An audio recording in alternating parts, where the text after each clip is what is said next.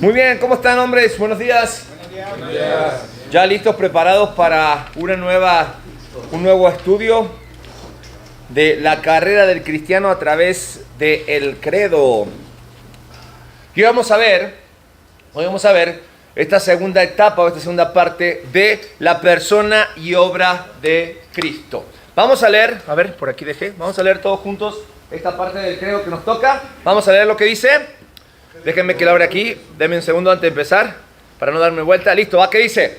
Creo en Jesucristo, quien sufrió bajo Poncio Pilato, fue crucificado, muerto y sepultado. Descendió al infierno, al tercer día resucitó de entre los muertos, ascendió al cielo y se sentó a la derecha de Dios, Padre Todopoderoso. Desde allí vendrá a juzgar a los vivos y a los muertos. Y aquí ahora nos introducimos en la vida de Jesucristo, pero ¿en qué etapa? ¿Dónde está? ¿Cómo se presenta Jesucristo? Lo dejamos nacido de una virgen, conocemos la historia, allí en un pesebre. Y ahora lo encontramos ¿dónde? ¿Dónde? Frente a Poncio Pilato, ¿no? Frente a Poncio Pilato, y sabemos que después de Pilato, ¿qué sigue? La cruz.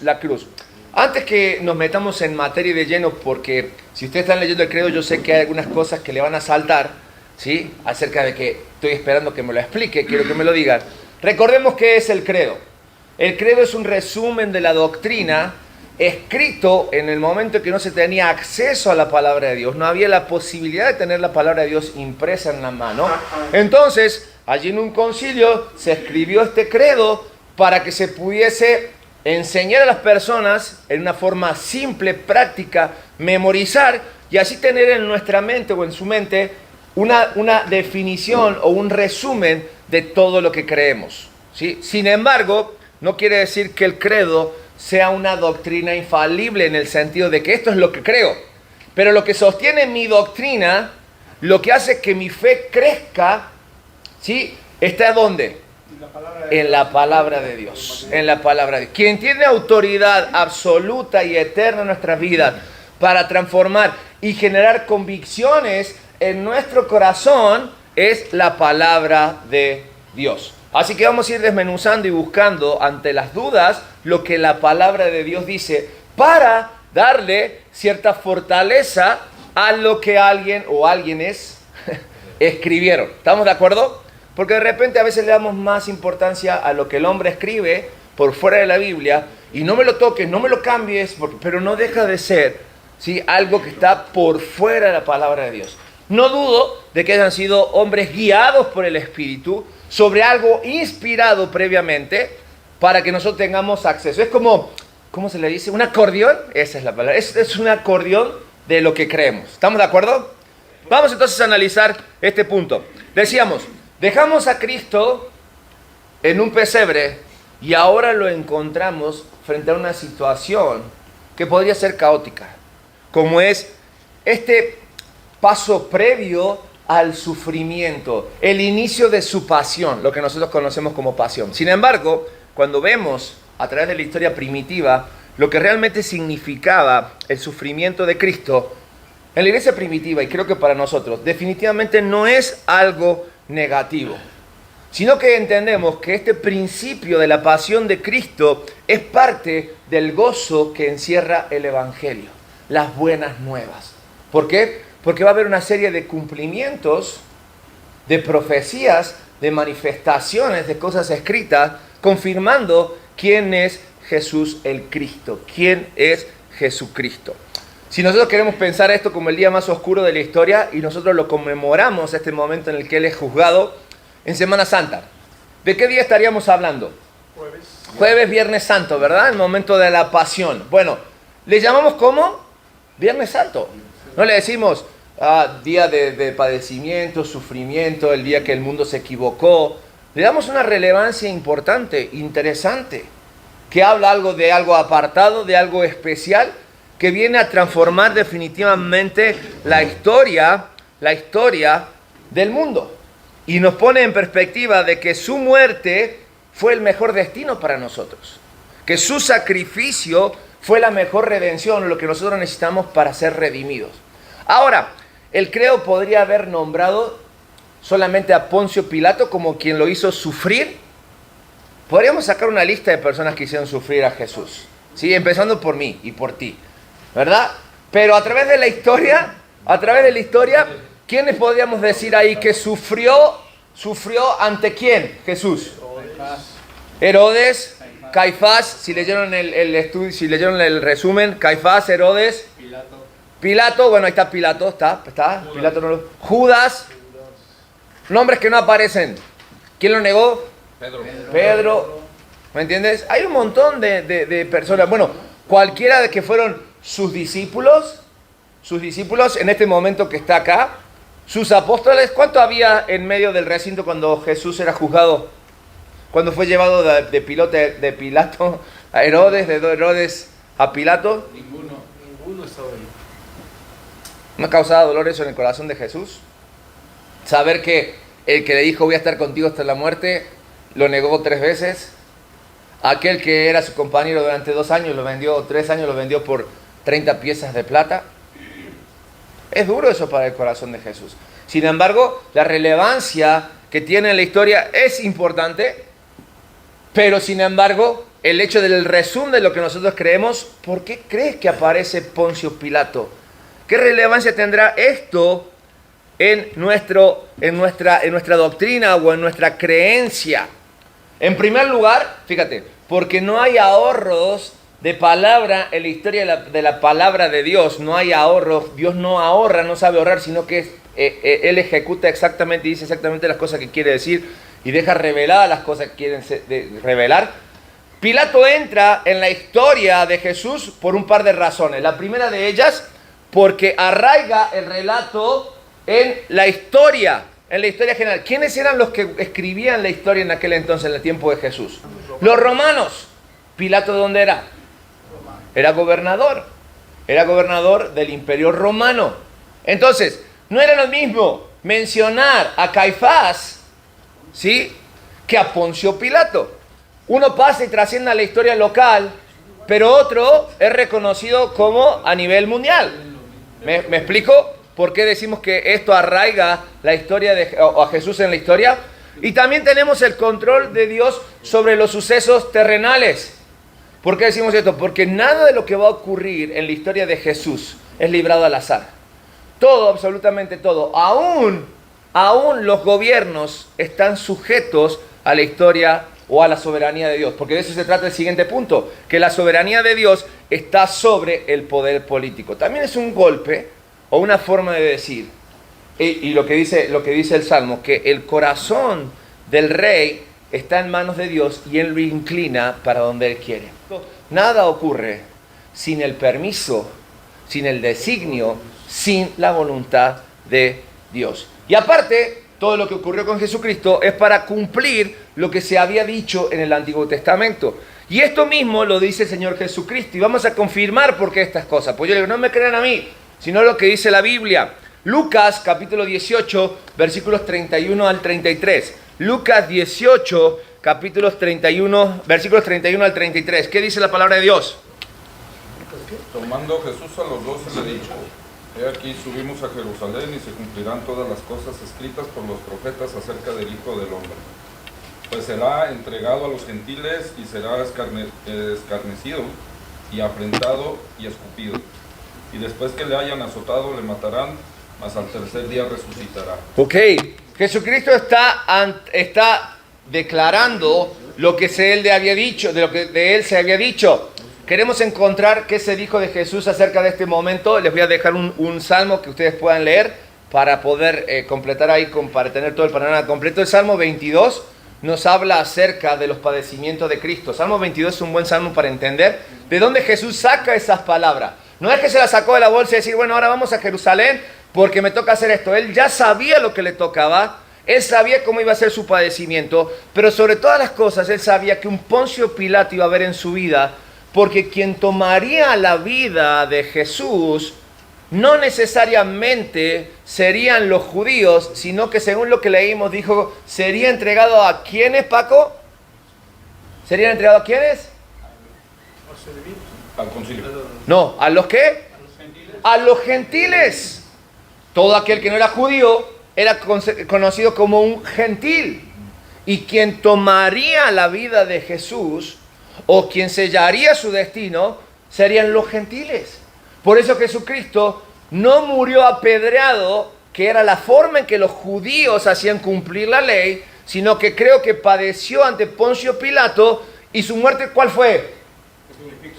La crucifixión, la cruz. La forma en que los romanos demostraban su poderío y exhibían a los que hacían lo peor o eran lo peor. Y para un judío, caer o terminar en una cruz era maldición. A ver, el que fue concebido sin pecado, el que no pecó, no se encontró pecado, ahora es exhibido en una cruz como el peor de todos y aparte sufriendo la maldición. No había para dónde hacerse. Cuando hablamos de la resurrección, de la crucifixión, ya les dije, eso nos demuestra de que no fue muerto por los judíos. Los judíos consintieron su muerte, los judíos aprobaron su muerte. Es más, ellos dijeron, sea la sangre de este sobre nosotros. Y todavía Pilato le dijo, ¿a quién quieren? ¿A Jesús o a Barrabás? Y ellos dijeron, a Barrabás. Aquel que se había rebelado en contra del imperio, el héroe nacional. Este nomás no. Y sea la sangre de este sobre nosotros y nuestra generación. Hasta el día de la fecha. Hasta el día de la fecha. Siguen pagando consecuencias por aquel momento.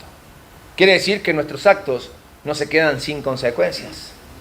Si bien ellos no tomaron la vida de Jesucristo, ni fueron los autores intelectuales, si bien ellos venían pensando cómo darle muerte, ¿quién fue el autor intelectual de la muerte de Jesucristo? ¿Quién pensó la muerte de Jesucristo? El sacrificio de Cristo. El Padre. El Padre. Recordemos, todo lo demás, en cumplimiento a la palabra de Dios, y va a sonar como muy seco o muy atrevido, pero terminan haciendo los mandados a Dios. Terminan haciendo los mandados a Dios. Cumpliendo su voluntad y su propósito. Fue hecho por maldición por nosotros. Fue sacado de la presencia de Dios. La palabra de Dios dice que Dios le dio la vuelta a la cara al Hijo cuando estaba allí en la cruz, porque por nosotros fue hecho pecado. Fue abandonado a los gentiles, porque ni siquiera su pueblo dijo, no queremos saber nada con él. Sin embargo, Dios no lo abandonó. Dios no lo abandonó, a tal punto que hasta el último suspiro de su vida, y es más, su cuerpo vacío, después que él dice consumado es y entrega su alma, en lugar de agarrar ese cuerpo y tirarlo como tenían los romanos como costumbre y quemarlo, Dios permitió que se cumpliera lo que dice Isaías, que él iba a ser sepultado en una tumba nueva de un hombre rico. Y en medio de todo eso, sí, tuvo un entierro judío. Porque así fue con Cristo. Porque mira, no fueron los romanos, no fueron los judíos quienes planearon esto. Ellos solo ejecutaron un plan trazado desde la eternidad. Y no se le escapó ni una tilde. Salmo 22 habla de que la costumbre que tenían los romanos era para que se terminaran de morir en la cruz, para que no sufrieran tanto, era quebrarle las piernas, para que ya su tórax se cayera, se aplastara y murieran asfixiados. Pero ni siquiera lo mataron, porque Jesús dijo, consumado es. En tus manos encomiendo mi alma. Cumplí, pagué. Y solo pensar en ese momento de la crucifixión, escuchando las voces a su alrededor de la gente clamando, insultando, otros llorando, los que estaban en su misma condición, diciéndole, si tú eres el Cristo, sálvate a ti y salva a nosotros mismos. Y saber que lo que retuvo a Cristo en la cruz del Calvario no fueron los clavos de sus manos, ni los clavos de sus pies, ni fuera el hecho de que Él se vaciara, se quedaran sin sangre, porque derramó, dice, hasta la última gota, cuando su costado fue traspasado, ya salía agua de su cuerpo, que ya no había sangre. Y pensar que lo que tenía Cristo en la cruz era la redención de tus pecados y de mis pecados, me pone en una perspectiva en la historia, en la cual digo, no puedo decir, no creo en Jesucristo. No puedo decir, mi vida no tiene sentido o voy a seguir viviendo como yo quiero, cuando alguien ocupó mi lugar en la cruz. La cruz, la maldición del pecado, la condenación, me pertenecía. Te pertenece si eres pecador. Sin embargo, Cristo pagó para aplacar la santa ira de Dios. Pero no termina ahí en lo que nosotros creemos, sino que viene un punto en el cual espero tener tiempo, pero quiero ser enfático y claro. Dice, descendió al infierno. Y es aquí donde quiero que seamos lo más maduros posible y pensemos. Le dije yo al principio, este credo fue un resumen de la doctrina que nosotros creemos. En cuanto a lo que el libro dice claramente, nos dice que descendió al infierno, no necesariamente tiene que ver con que Cristo haya bajado al infierno, haya llegado a ese lugar donde hay fuego, donde hay crujir de dientes, que todavía no lo hay, pero a ese punto voy, donde hay azufre, donde es un lugar que dice un lago de fuego, ¿no? El libro nos da clara explicación acerca de que lo que Cristo padeció y vivió en la cruz del Calvario fue un infierno. Fue quizás una de las experiencias que ninguna persona consciente de lo que estaba pasando en aquel lugar, sabiendo de que su muerte era para redimir a otros, que iba solo a la cruz, que el Padre no estaba con él, siendo Dios, quizás podemos decir, era lo más grande, lo peor que una persona podía vivir. Pero sí tiene una relevancia en cuanto al mundo espiritual. Que Jesús muriera en la cruz no pasó desapercibido. Cosas pasaron en aquel momento, ¿se acuerdan? Cuando Jesucristo dice consumado es, llega la noche, hay un terremoto, las tumbas se abren, hay resucitados, el centurión cree, el templo que estaba separado del lugar santo, del lugar santísimo, se parte de arriba abajo el velo. Cosas pasan en el ambiente espiritual. Lo que había sido prometido, el Mesías, el sacrificio había sido, el cordero inmolado sin mancha, había sido en aquel lugar dado o puesto como ofrenda por el pecado de todos. Y cuando digo todos, hablo pasado, los de ese momento, porque resucitaron ahí, y los que íbamos a creer. Por lo tanto, si lo queremos tomar literal a esto de que descendió al infierno, podemos decir que su obra fue un cisma. En la cruz la tierra sacudió, el ambiente espiritual se sacudió. Y aquellos del Antiguo Testamento que esperaban por la redención de sus pecados, que habían muerto en fe creyendo que el Mesías iba a manifestar, había llegado su hora. Habían sido liberados, ¿sí?, de ese momento de, podemos decirlo, desde el punto de vista humano, incertidumbre. ¿Qué va a pasar con nosotros? Ya se cumplió. Habían pasado miles de años, había habido muchos santos en el Antiguo Testamento y la cruz había venido a sacarlos de ese lugar para reconocerlo y darles la eternidad. En el momento cuando las tumbas se abrieron y resucitaron, yo creo que no resucitó cualquiera. Resucitaron seguramente aquellos que habían creído quién era Jesucristo. Y de ahí en más sabemos que a partir de la cruz es la confirmación de que Cristo vino a dar vida y vida en abundancia, vida eterna. Porque al final, para tú tener vida eterna, ¿por dónde tienes que pasar? Por la cruz de Cristo, por el sacrificio de Cristo.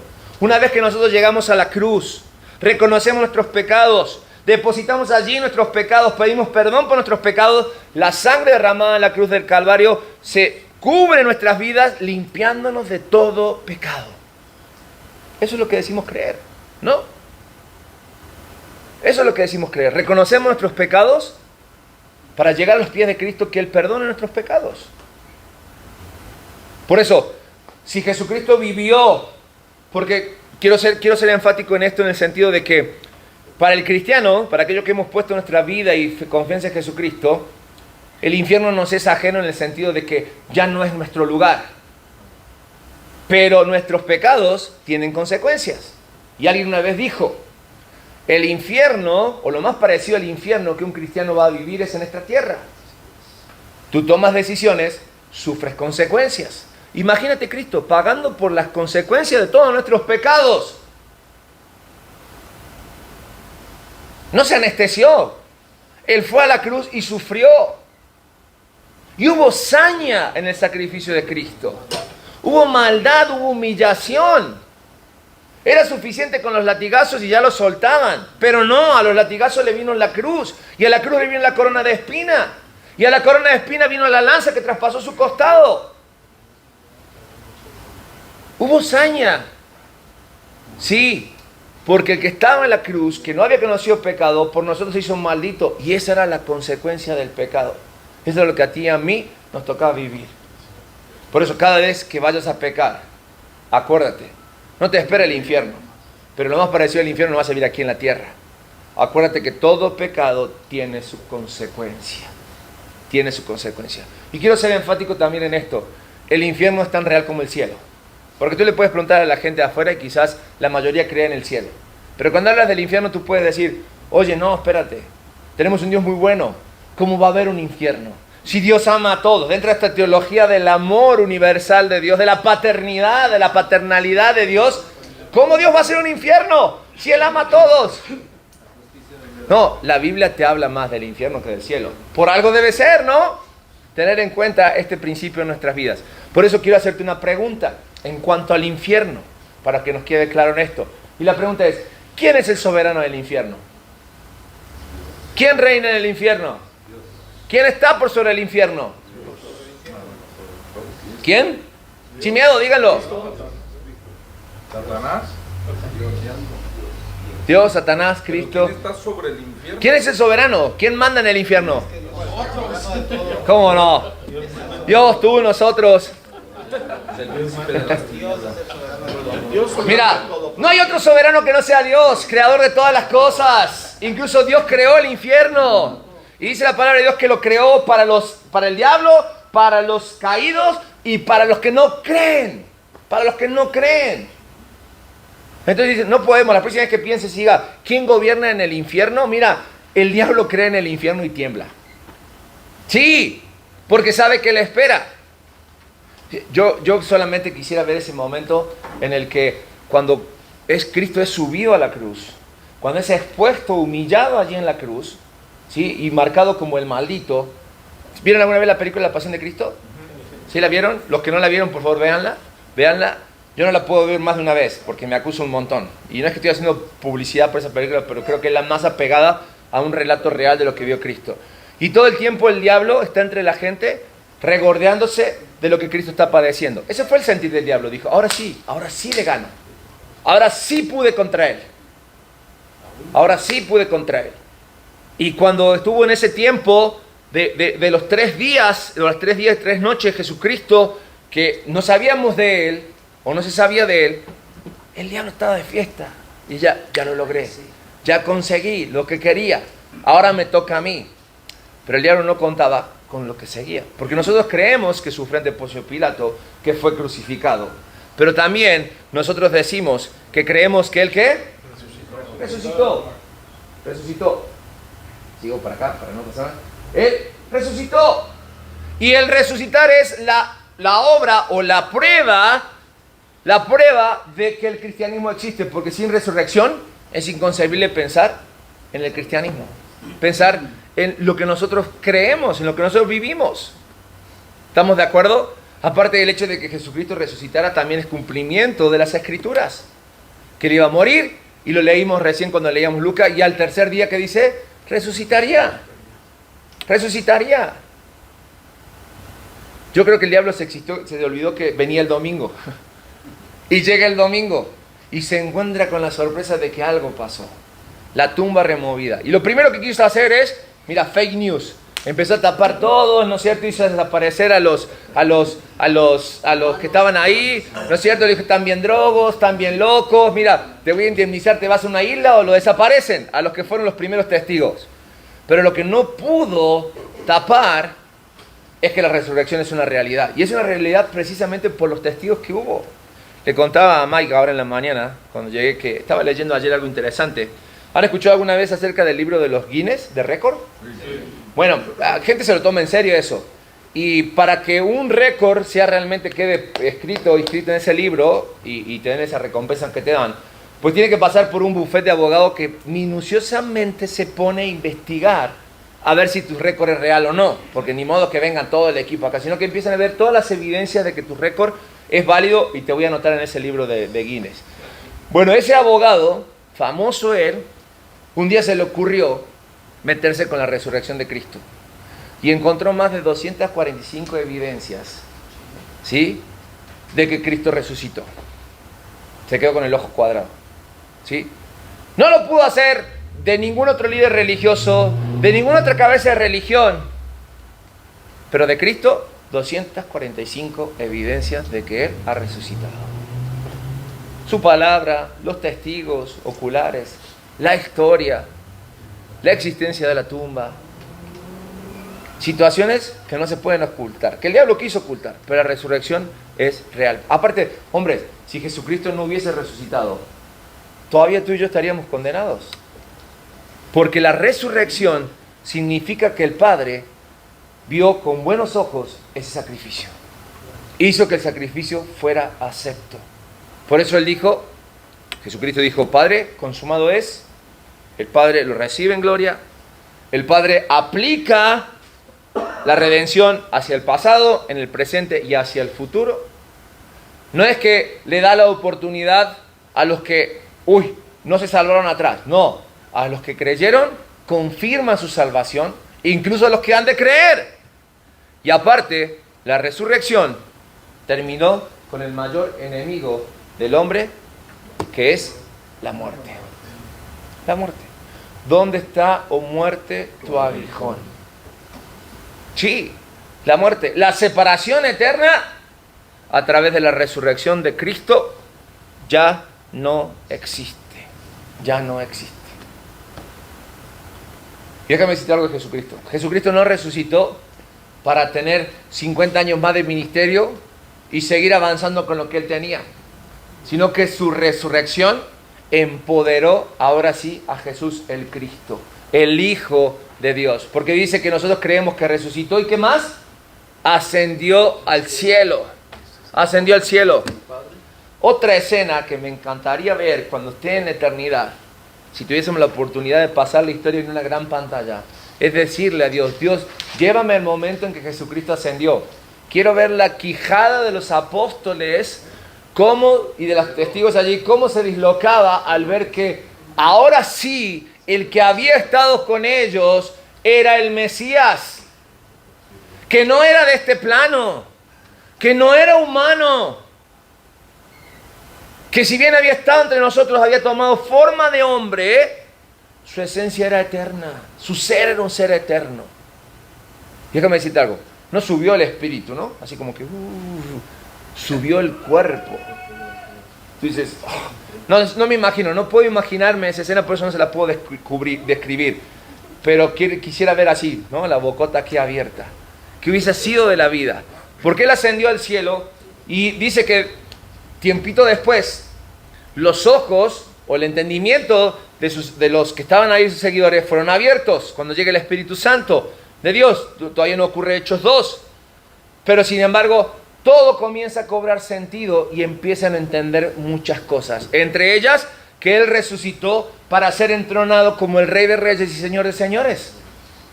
Es decir, quien tuvo entre nosotros era el Mesías. Quien tuvo entre nosotros era el Rey Eterno. Quien tuvo entre nosotros es el que un día volverá, porque hoy está sentado en el puesto más alto de autoridad. Por eso decimos, Jesús es único, porque es el único hombre que está hoy en la presencia de Dios, es el único hombre que está al lado de Dios, es el único hombre que tiene autoridad, es el único hombre que entró al lugar santísimo como sumo sacerdote. Y por medio de Él ahora nosotros tenemos entrada a ese lugar. Y sobre todas las cosas, dice que Él allí se está acordando de nosotros. ¿Por qué? Porque intercede por nosotros. Abogado tenemos para con Cristo el Señor. Cuando la ira de Dios se enciende por tus pecados, por mis pecados, Jesucristo muestra sus manos perforadas, su costado perforado, sus pies perforados, su frente marcada, diciéndole, Padre, ya pagué. Por eso dice, no abuses de la gracia de Dios. ¿Sí? No abuses, sino sé un correcto administrador de tu salvación.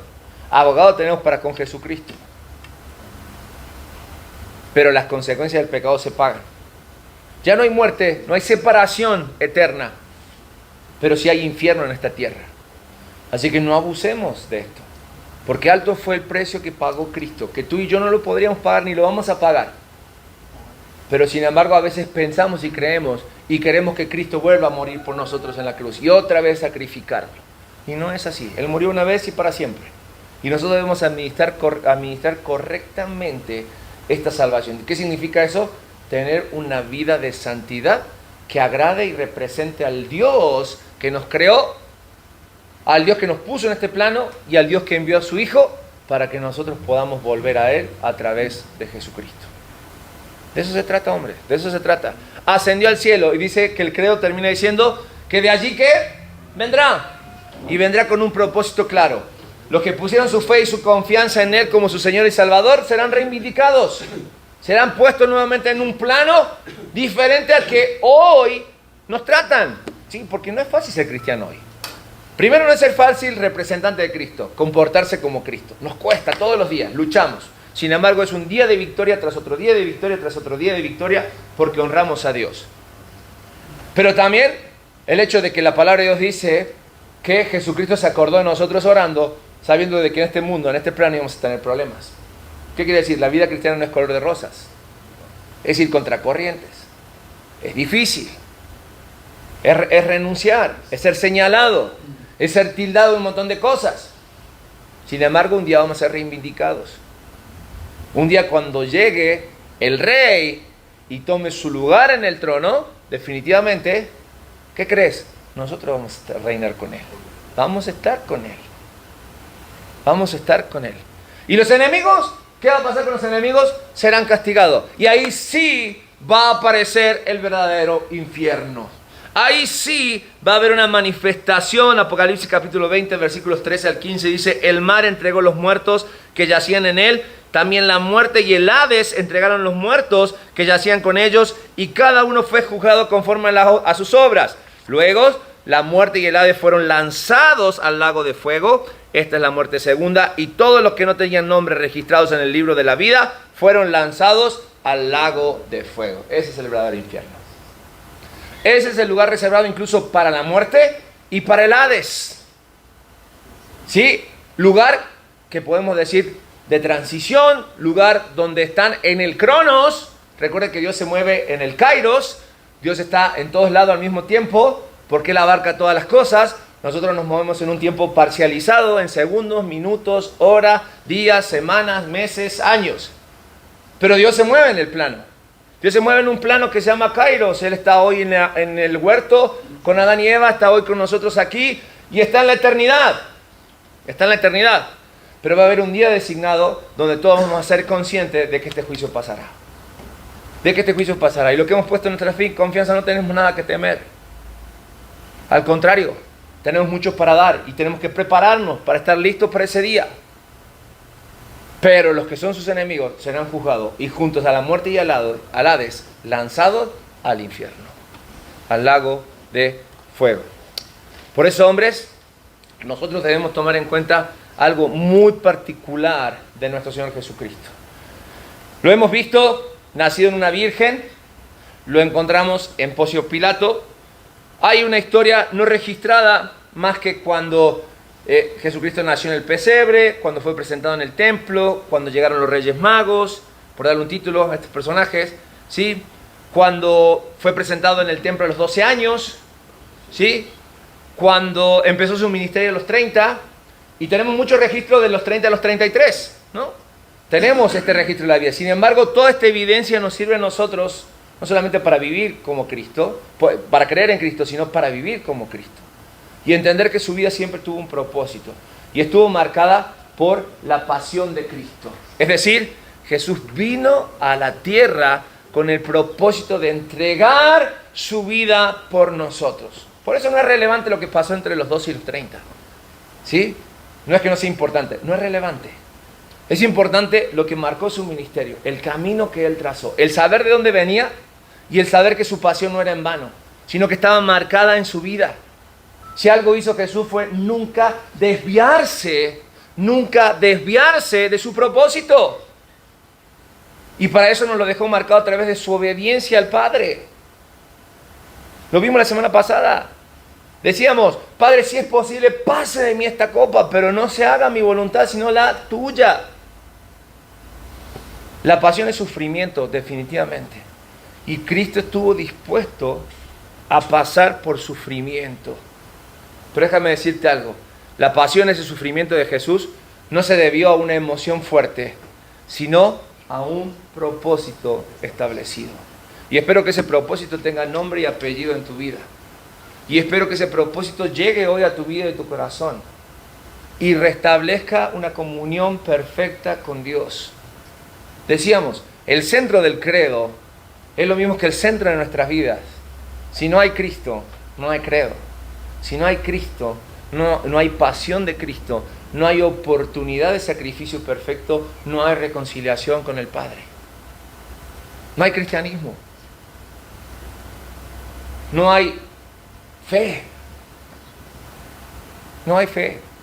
Por eso, la pasión de Cristo no se debió a una emoción fuerte, sino a un propósito establecido. Y deseo de todo corazón, hombres, que esto realmente marque nuestra vida en forma profunda y que nosotros podamos decidir cada día adorar, alabar, vivir para Dios a través de Jesucristo, a través de su testimonio, a través de su ejemplo para cada uno de nosotros. Vamos a orar. Padre, gracias por la oportunidad de leer tu palabra. Gracias, Padre, por este momento de reflexión en tu palabra. Gracias por confrontarnos con la realidad de Cristo en nuestras vidas. De corazón pido en esta hora que tu palabra haga eco en nuestros corazones y en nuestras vidas, para que podamos ser transformados. Para que al ver la pasión de Cristo, Señor, entendamos que todo lo que sufrió, todo lo que padeció, lo hizo con un propósito. Y ese propósito es llevarnos de vuelta al Padre. Que tu palabra hoy haga eco en los corazones de tal forma que todos los aquí presentes, todos los que escuchan y ven este video, Señor, también puedan tener una reconciliación contigo a través del sacrificio perfecto de Jesucristo. En el nombre de Jesús oramos. Amén.